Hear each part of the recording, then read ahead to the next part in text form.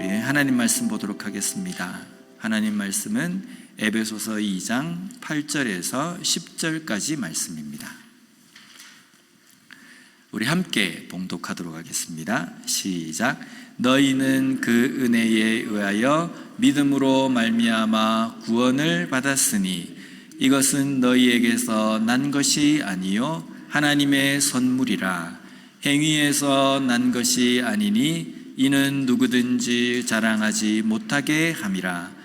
우리는 그가 만드신 바라 그리스도 예수 안에서 선한 일을 위하여 지으심을 받은 자니 이 일은 하나님이 전에 예비하사 우리로 그 가운데서 행하게 하려 하심이라. 아멘. 요즘 전 세계적으로 정세가 시끌시끌합니다. 전쟁이 여기저기서 일어나는데요. 제가 그걸 보면서 요즘은 옛날과 전쟁의 모습이 참 다르다는 것을 느끼는데, 요즘은 그냥 공격을 할 때 드론에다가 폭탄을 붙여가지고 이렇게 날리는데, 그 드론에 붙이는 그 폭탄이 몇만 불 정도 그렇게 한답니다. 그것도 비싸다고 생각이 드는데, 그게 공격용으로는 아주 괜찮은 가격에 가성비가 좋은 어떤 공격이다, 그렇게 이야기를 하는데요. 그런데 그 값싼 드론 폭탄을 막기 위해서 방어용 미사일을 쏘아야 됩니다. 그런데 이 방어용 미사일 한 발이 40만 불에서 60만 불까지 된답니다. 거의 10배 넘는 가격의 어떤 그 값어치를 치러야지만이 그 조그만 미사일을 막는 겁니다. 이거면 진짜 수비를 하는, 방어를 하는 쪽이 정말 피곤하고 힘들겠다라는 생각이 드는 겁니다. 우리 신앙도 마찬가지입니다. 우리가 사탄의 어떤 공격으로부터 우리가 방어를 한다, 막는다, 그것을 이겨낸다라는 것이요, 말처럼 그렇게 쉽지 않습니다.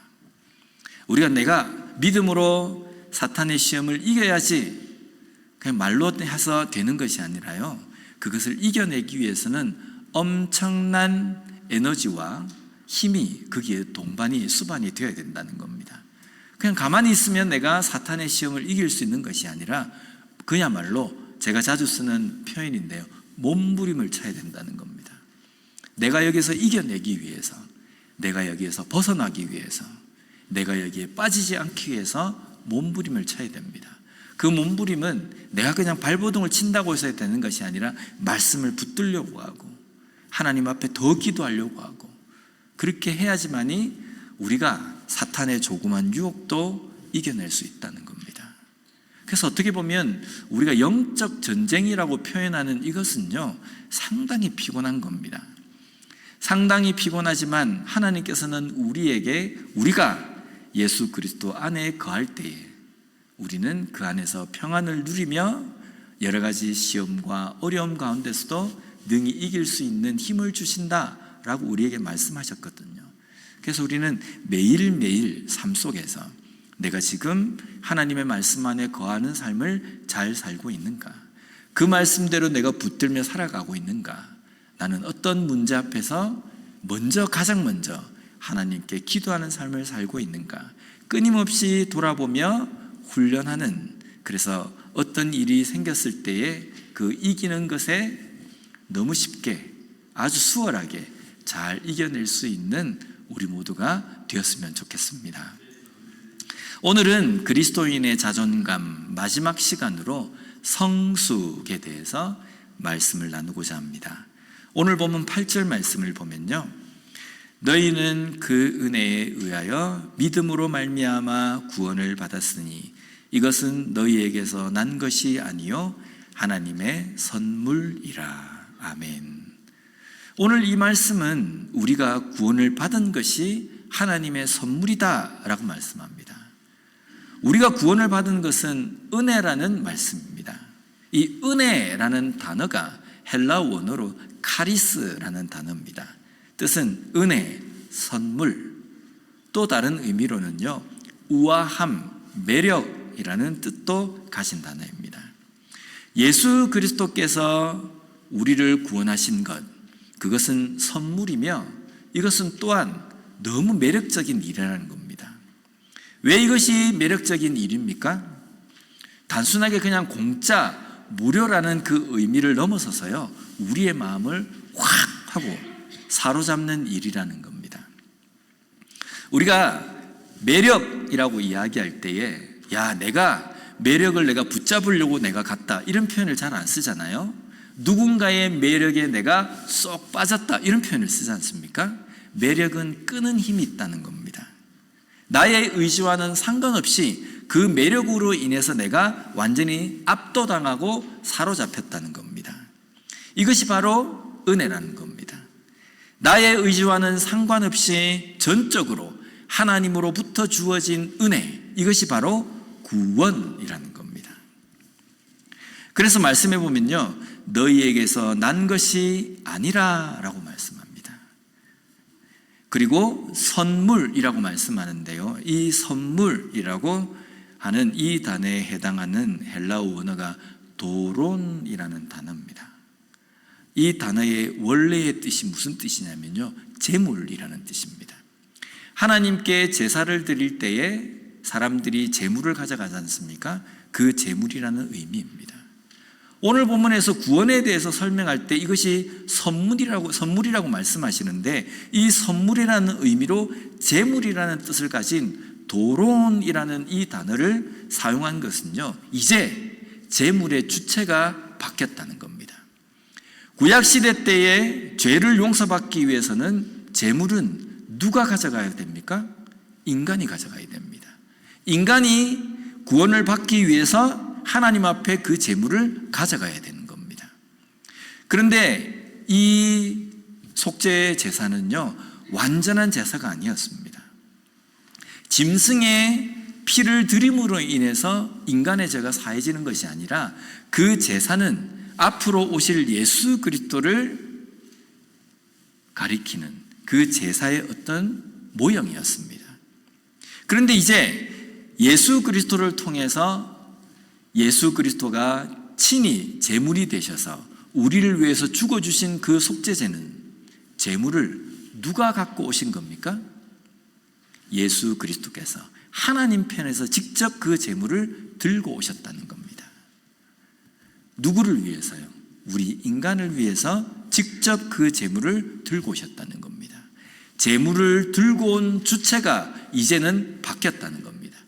인간이 가져와서 하나님 앞에 드리는 제물은 불완전한 제사였는데, 하나님께서 가지고 오신 그 제물은 완전한 제사가 되어서 우리 인간을, 죄를 완전히 사하시고 우리를 영원한 죽음 가운데서 영원한 생명으로 옮기셨다는 겁니다. 그래서 이것이 선물이라는 의미로 사용이 되는 겁니다. 계속해서 9절 말씀을 보면요, 행위에서 난 것이 아니니 이는 누구든지 자랑하지 못하게 함이라.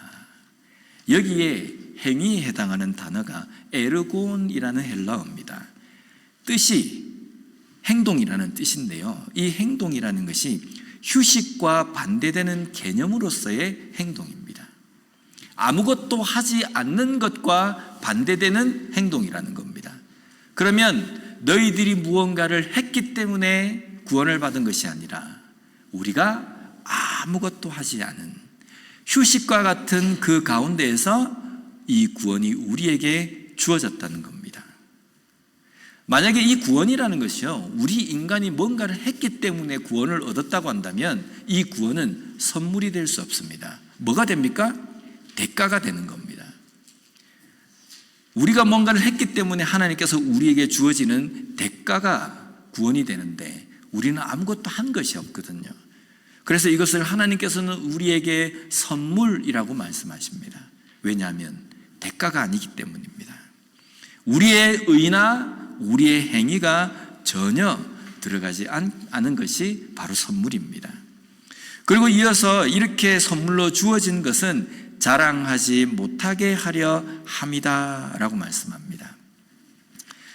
제가 설교할 때마다 헬라어나 히브리어 원어를 제가 자주 이야기를 하지 않습니까? 이거는 제가 잘난 체 하려고 하는 것이 아니라 성경 구절을 잘 설명하기 위해서 제가 인용합니다. 제가 히브리어에 능통한 것도 아니고 헬라어를 잘 아는 것도 아닙니다. 저도 원어 성경을 찾아봐야 되고 사전을 뒤적거려야 됩니다. 그래서 제가 오늘 이야기하고도 며칠 지나면 그 원어 또 까먹습니다. 그런데 자꾸 이렇게 원어를 말씀을 드리는 것은 그 의미를 잘 전달하기 위해서입니다. 그래서 좀 듣기 그가시더라도 좀 이렇게 양해하시고 잘 들어주시기 바랍니다. 여기 자랑하다에 해당하는 원어가 카오카마이라는 단어입니다. 이것은 뽐내다, 당당하다라는 겁니다. 자랑하지 말라라는 것은요, 당당해하지 말라라는 겁니다. 내가 구원받았음에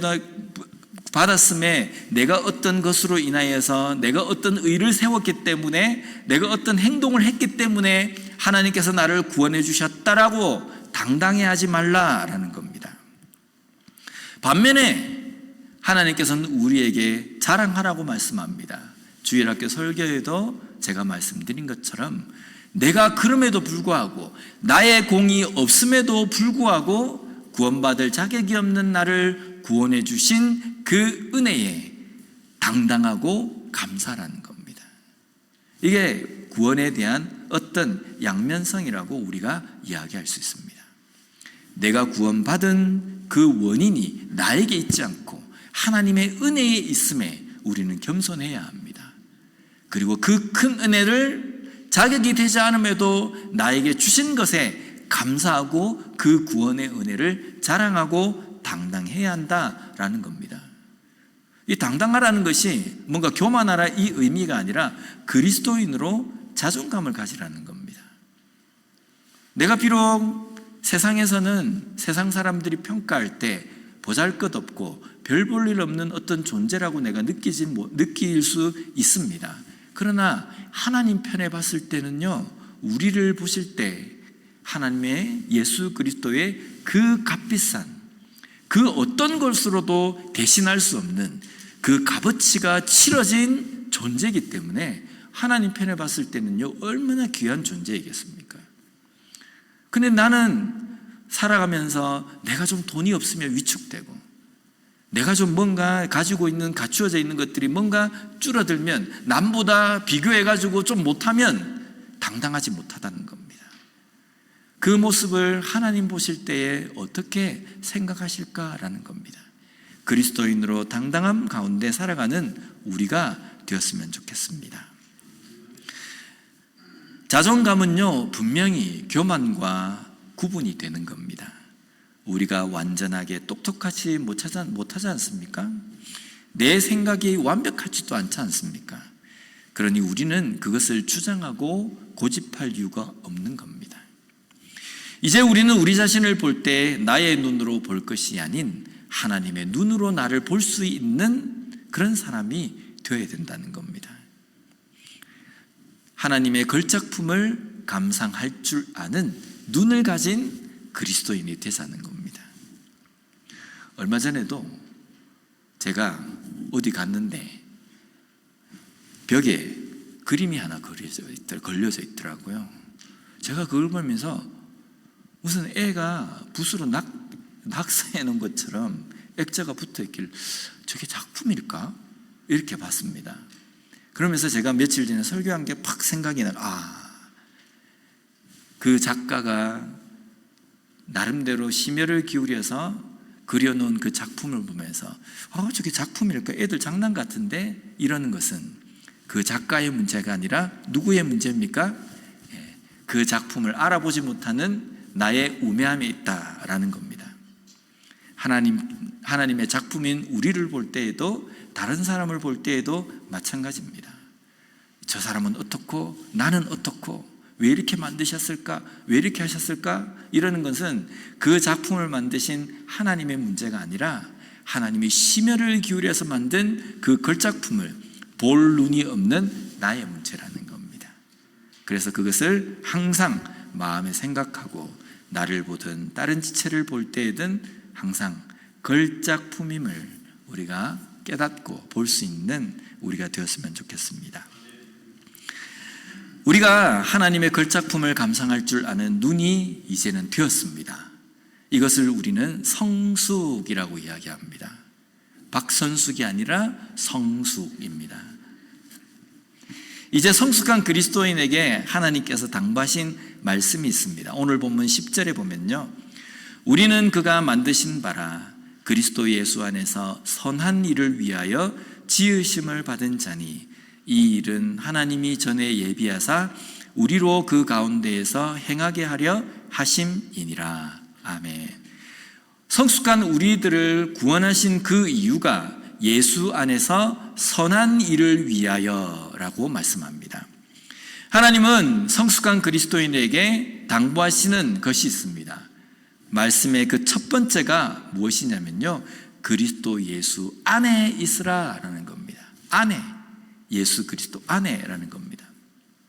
어제 우리가 묵상한 그 새벽기도 말씀에 보면 예수를 믿는다라는 것은 그냥 단순하게 신뢰한다 이 차원이 아니라 예수 안으로 들어간다라는 의미가 있다고 말씀을 드렸습니다. 예수 안에. 요한복음 15장에 보면 우리가 잘 알고 있는 포도나무 비유가 있습니다. 예수님은 포도나무요, 우리는 가지라.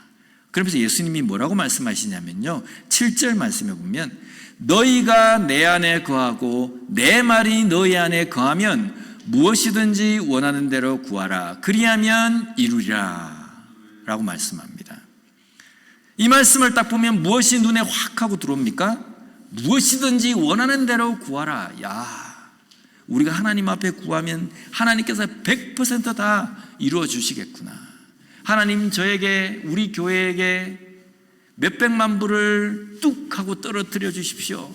이렇게 기도하면 하나님께서 떨어뜨려 주시겠구나. 이게 눈에 확 들어오지 않습니까? 그런데 예수님께서 이 7절 말씀을 하신 거에 중심 메시지는요, 무엇이든지 원하는 대로 구하라가 아닙니다. 너희가 내 안에, 내 말이 너희 안에 거해야 한다라는 것이 예수님께서 우리에게 말씀하시고자 원하시는 메시지라는 겁니다. 우리가 예수 그리스도 안에 거하고요, 예수님의 그 말씀이 우리 속에 거하면 우리의 생각과 우리의 판단과 우리의 마음 먹는 것들이 어디에 바탕이 된 생각과 말이 되겠습니까? 하나님의 뜻과 하나님의 말씀이 있다는 겁니다. 우리가 생각하고 우리가 판단하는 것이 하나님의 뜻과는 다르고 하나님께서 원하시는 것과 다른 이유는 우리 속에 그 말씀이 자리 잡고 있지 않기 때문입니다. 우리가 예수 그리스도 안에 있고 우리 속에 그 말씀이 있는 사람은요, 생각하고 말하는 것, 행동하는 것, 기도하는 것조차 하나님의 뜻 가운데 구한다라는 겁니다. 그때의 그 기도는 그 구하는 대로 응답받게 될 것이다 라는 말씀이라는 겁니다. 무엇이든지 원하는 대로 구하라, 이것이 아니라 너희가 내 안에 거하고 내 말이 너희 안에 거해야 한다라는 말씀입니다. 예수님이 내 안에 거하십니다. 그리고 예수님의 말씀이 우리 안에 거합니다. 그러면 어떤 사람이 되겠습니까?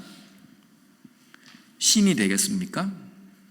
고린도후서 5장 17절 말씀에 보면요, 그런즉 누구든지 그리스도 안에 있으면 새로운 피조물이라. 이전 것은 지나갔으니 보라, 새 것이 되었도다. 예수 그리스도 안에 있는 사람은 새로운 피조물이 되는 겁니다. 새로운 피조물은 어떤 존재입니까? 이전의 나와는 다르다는 겁니다. 이전의 나는 어떤 사람입니까? 내 욕심, 내 생각, 내 주관, 내 경험, 내가 하고 싶은 내 고집을 중심으로 내가 삶을 살아갔다고 한다면, 나를 드러내고 나를 자랑하고 나를 나타내는 그 삶의 위주로 내가 살아갔다고 한다면, 새로운 피조물인 예수 그리스도 안에 있는 사람은 무엇 위주로 살아가게 됩니까? 하나님의 말씀 위주로 살아간다는 겁니다. 왜? 그 중심에 하나님의 말씀이 거하기 때문입니다. 하나님의 말씀이 중심에 거하는 사람은요, 내 위주가 아니라 하나님 위주로 살아간다는 겁니다. 어떻게 하면 내 삶을 통해서 하나님을 드러낼 것인가, 이것을 고민하며 살아가는 겁니다. 내가 품는 생각, 내가 가지고 있는 주관, 내가 가지고 있는 경험, 이것이 아니라 내 삶을 통해서 어떻게 하면 하나님의 거룩하심이 드러날 것인가, 어떻게 하면 나는 죽고 하나님이 사는, 하나님이 나타나는 그런 삶을 살 것인가, 이것을 고민하는 것이 새로운 피조물이 살아가는 모습이라는 겁니다. 이것이 성숙한 그리스도인 새로운 피조물의 모습입니다.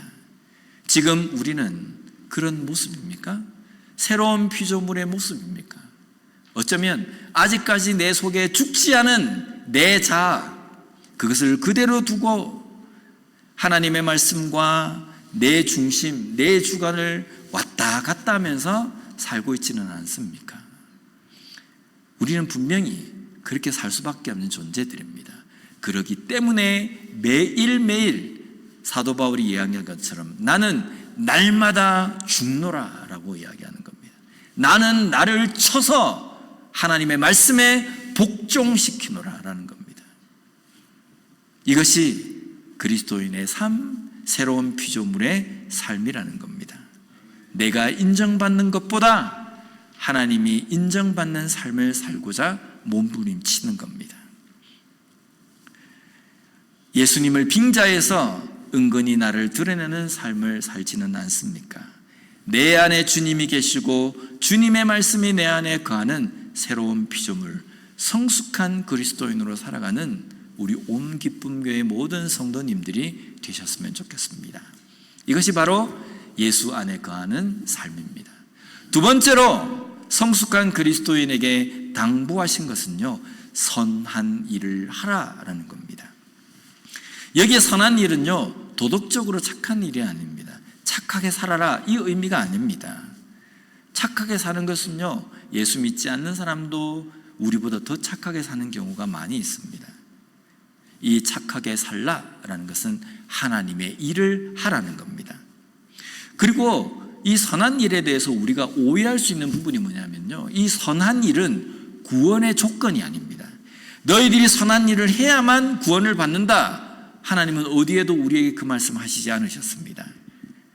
이 선한 일이라는 일은 구원의 조건이 아닌 구원의 목적입니다. 왜 우리를 구원해 주셨는가라는 겁니다. 선한 일을 이 땅 가운데서 하는 삶을 살게 하시기 위해서 우리를 구원하셨다는 겁니다.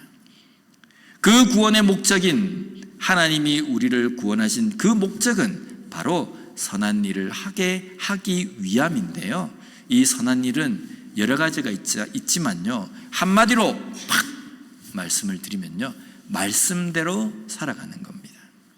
말씀대로 순종하는 삶을 사는 겁니다. 말씀을 쭉 읽어보면 하나님의 말씀은 우리 그리스도인이 이 땅에서 어떻게 살라고 말씀하십니까? 네 고집 부리면서, 네 잘난 체 하면서, 네 존재가 잊혀질까 봐 두려워서 사람들 앞에서 나를 드러내고 하나님의 영광보다는 너의 영광을 위해서 열심히 달려가라. 말씀은 우리에게 그렇게 이야기하지 않지 않습니까? 나는 죽고 오직 예수 그리스도만 드러나는 삶을 살라고 말씀하십니다. 성령의 열매를 맺는 삶을 살라고 하십니다. 불합리하고 내가 피해받는 그런 상황 가운데서도 성령의 열매를 드러내는 삶, 예수님의 그 인자한 성품을 닮은 삶을 살라고 우리에게 말씀하십니다. 그리고 중요한 복음을 전파하는 삶을 사는 것입니다. 내 삶을 통해서 나에게 주신 것을 통해서 복음 전파하는 일에 힘쓰는 삶을 사는 겁니다. 이 두 가지가요, 균형 있게 살아가야 되는 겁니다. 삶은 엉망인데 선교만 하면 된다, 이것도 문제 있습니다. 내 삶만 하나님의 말씀대로 내가 열심히 살면 된다, 선교는 안 해도 된다, 이것도 아닙니다. 두 가지를 균형 있게 우리가 살아가야 된다는 겁니다. 내 삶을 통해서 이것이 예수 그리스도의 성품이다 라는 것을 삶을 통해서 나타나고 보이는 삶을 사는 것입니다. 그리고 또한 선교하는 일에 또 전도하는 일에, 영혼 구원하는 일에 최선을 다하면서 살아가는 것입니다. 이것을 위해서 하나님은 우리를 구원해 주셨습니다. 그렇기 때문에 그 구원해 주신 목적대로 우리는 분명히 살아야 합니다.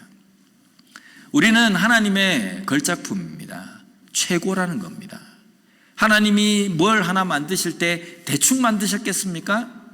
개미 하나를 만드실 때도 하나님은 최선을 다하셨습니다. 개미를 보면요, 별거 아닌 것 같지만 그 조그만데 움직이잖아요. 어떨 때는 우리보다 더 똑똑할 때도 집도 잘 찾아오고, 조그만 걸 하나 봐도 그렇지 않습니까? 그런데 복잡한 우리 인간을 하나님께서 대충 만드셨겠습니까?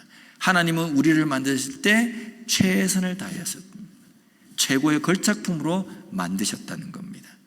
그러한 나 자신에 대해서 감사와 함께 당당할 수 있는 우리가 되었으면 좋겠습니다. 위축되지 마세요. 하나님이 나의 삶의 주인이시고 나의 보호자이신데 뭐가 세상에서 두렵겠습니까? 어떤 문제를 만나도 나를 사랑하시고 나를 걸작품으로 하나 만드신 그 하나님이 옆에 계시기 때문에 그 하나님께 요구하고 기도함으로 말미암아 이 땅의 삶 가운데 당당한 그리스도인으로 살아가는 우리가 되었으면 좋겠습니다. 또한 이것을 깨달았다고 한다면 성숙한 그리스도인으로, 자존감이 높은 그리스도인으로 살아가는 그런 삶을 사는 우리 모두가 되었으면 좋겠습니다. 기도하겠습니다. 하나님 아버지, 감사합니다. 우리가 몇 주 동안 그리스도인의 자존감에 대해서 하나하나 살펴보았습니다. 주제는 한 가지인 것 같습니다. 하나님이 우리를 걸작으로 만드셨기 때문에 우리가 뭔가 내 눈에 부족해 보여서 위축되거나 그렇게 하지 않아도 된다는 것을 깨닫게 되었습니다. 내 눈이 보기에는 부족해 보이지만 하나님은 우리를 최선을 다해서 만드셨다는 것을 우리가 다시 한번 깨닫고 세상 가운데서 당당한 그리스도인으로 살아가는 우리가 되게 하여 주시옵소서. 또한 그 구원해 주신 그 은혜가, 그 의도가, 목적이 무엇인지 하나님의 우리를 구원해 주신 그 목적대로 잘 살아가는 그리스도인이 될 수 있는 우리가 되게 하여 주시옵소서. 예수님 이름으로 기도드립니다. 아멘.